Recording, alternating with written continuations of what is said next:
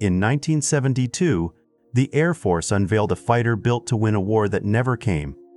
Pure air superiority. No compromises. 53 years and 9 variants later, that same airframe is still in production. Not because the Pentagon is nostalgic, because the F-15 has repeatedly proven something no other fighter can claim. This is the story of every Eagle variant, from the F-15A to the F-15EX, and why this jet has outlived every single thing designed to replace it. The F-15 family is a dynasty. Each variant is a generation of royalty, adapting to a new era while carrying the same bloodline of dominance. From the original king to the modern heir, the crown never falls. To understand why the Eagle exists, you have to go back to Vietnam. In the skies over Southeast Asia, American pilots flying the F-4 Phantom had a problem. Designed for missile combat at long range, the Phantom was heavy, slow in a turning fight, and carried no internal gun because the Pentagon believed dogfighting was obsolete. The MiG pilots knew otherwise. The result was a kill ratio that stunned Washington, roughly 2 American victories for every confirmed U.S. loss. For a superpower Air Force, that was a failure. The Air Force launched the Fighter Experimental Program, FX. The requirement was absolute. A dedicated air superiority fighter that could outturn, outclimb, and outfight anything the Soviets could put in the sky. No ground attack, no secondary missions, nothing that diluted the kill. In December 1969, McDonnell Douglas won the FX competition. The aircraft they proposed would become the F-15 Eagle, and it would redefine what a fighter jet could be.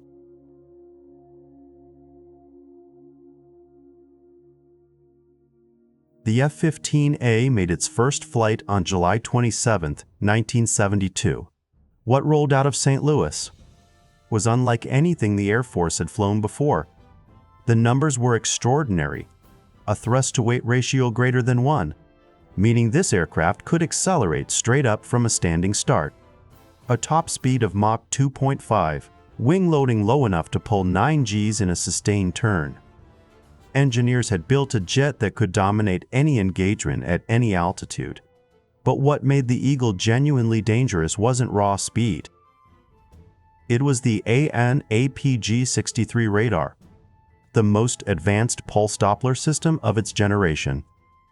It could track targets in ground clutter. It could detect a fighter-sized aircraft at ranges that earlier radars couldn't touch. For the first time, American pilots had eyes that matched their missiles. The weapon's load matched the ambition. 4 AIM-7 Sparrow radar-guided missiles on the fuselage corners, 4 AIM-9 Sidewinder heat seekers on the wing pylons, and a 20mm M61 Vulcan cannon with 940 rounds, the gun the F-4 Phantom never had. The F-15A achieved initial operational capability in 1976 with the first tactical fighter wing at Langley Air Force Base. The Air Force had its answer to the MiG threat, but the engineers weren't done. In 1979, the F-15C entered service, the definitive single-seat Eagle. It carried approximately 2,000 pounds more internal fuel than the A model. The APG-63 radar received updated signal processors. The airframe was strengthened for higher gross weights. Conformal fuel tanks, low-drag pallets that conformed to the fuselage sides, added fuel without sacrificing weapons' hardpoints or degrading aerodynamic performance. The C model became the backbone of American air superiority for the next 4 decades. And then the combat record began. Israeli F-15s, supplied under the Peace Fox program, began flying intercept missions over Lebanon. The kills accumulated quickly. What emerged from air forces operating the Eagle globally was a record with no precedent in modern aviation. 104 confirmed air-to-air victories, 0 air-to-air losses, Not one Eagle had been shot down by another aircraft. That number required no embellishment. It was enough to change how every Air Force in the world thought about the F-15.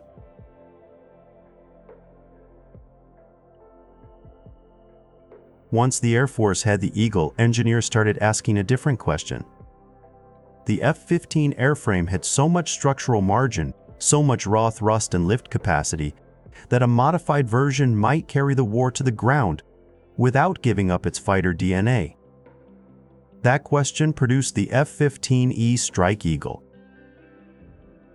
First flight, December 1986. Pilots called it the Mothin. Not an insult, a statement. It was a fighter that came to work. The Strike Eagle introduced a second crew member, the weapons systems officer seated directly behind the pilot. While the pilot flew the aircraft, the WSO managed radar modes, targeting systems, and weapons employment. The workload that would have overwhelmed a single crew member was now divided across two. Conformal fuel tanks became standard equipment, not optional pallets but a permanent feature. Lantern targeting pods gave the crew the ability to fly low at night, acquire targets with forward-looking infrared, and deliver laser-guided munitions with surgical accuracy that prior tactical aircraft couldn't match. Desert Storm proved the concept under real conditions. The F-15E flew deep penetration strikes against Iraqi Scud sites, hardened command facilities, and armor columns, often at night, often in contested airspace, often in weather that grounded other platforms. The Strike Eagle returned every time. Decades passed. The F-16 evolved. The A-10 aged. New platforms came and went. The F-15E remained frontline. As of 2026, the 48th Fighter Wing at RAF Lakenheath operates F-15E Strike Eagles, conducting missions across Europe and the Middle East. 40 years after its first flight, same airframe, updated sensors, undiminished mission relevance. No one calls the Mudhen a legacy aircraft. They call it a platform that hasn't found its ceiling.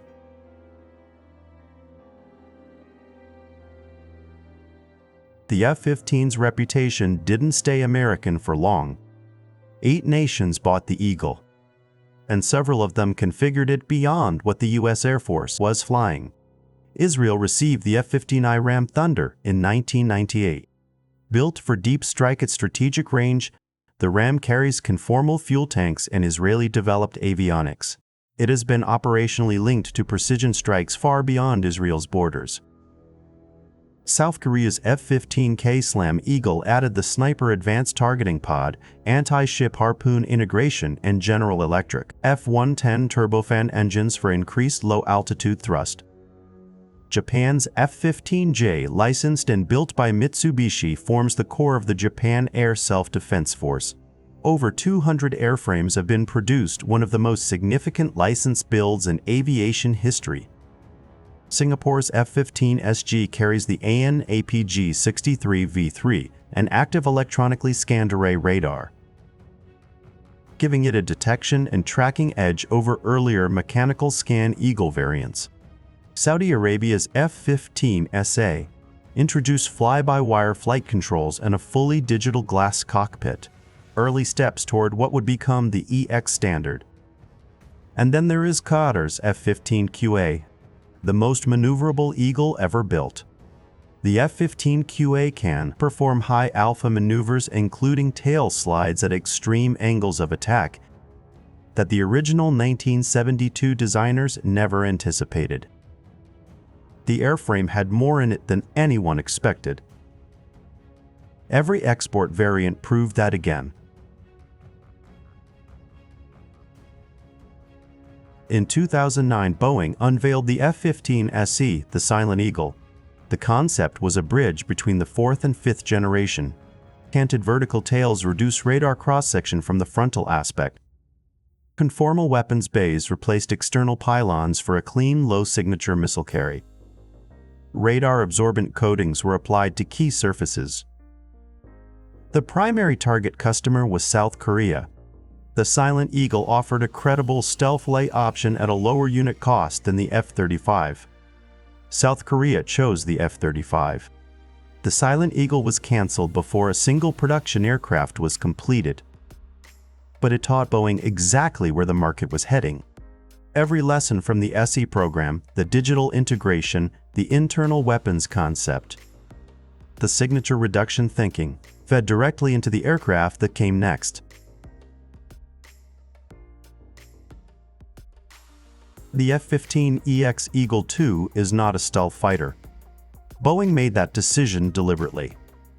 When the Air Force evaluated the F-15EX in the late 2010s, the question wasn't whether it could match the F-35's radar signature.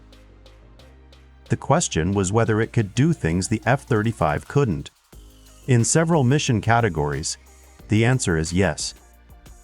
The Eagle II is built on the F-15QA foundation, Qatar's advanced variant, adapted for United States Air Force service. The entire digital backbone is new. Fly-by-wire flight controls replace the original mechanical system entirely. The cockpit is a fully modern glass environment running on open architecture software that can be updated without redesigning the aircraft. The Eagle Advanced Electro-Optical Targeting System replaces legacy targeting sensors. The Eagle Passive Active Warning Survivability System, EPAWSS, provides 360-degree electronic warfare coverage, including radar warning, jamming, and countermeasure dispensing. In electronic combat capability, the F-15EX is among the most capable aircraft in any inventory today.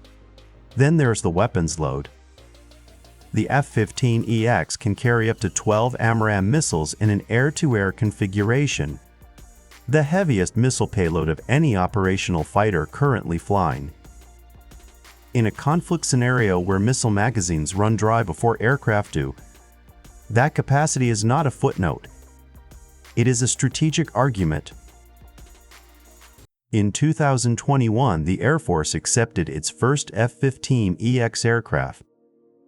The planned total buy is 144 aircraft, replacing aging F-15C and D models across Air National Guard units while extending American air superiority capacity. The irony is precisely stated. A 21st century Air Force already flying 5th-generation F-35s chose to buy more F-15s. Not out of budget pressure alone, because no other aircraft fills this mission space the same way.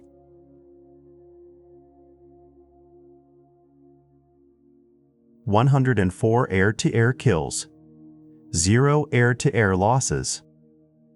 That record spans 5 decades, 8 nations, and every major conflict where the Eagle has been committed to combat. The F-15 has never been shot down by another aircraft in a dogfight. That is not luck. That is the product of an airframe designed without compromise from the first day, continuously upgraded to stay relevant in environments its designers never anticipated. The aircraft that was supposed to be replaced by the F-22, which itself was capped at 187 airframes, is now in production again. The F-15EX line is active.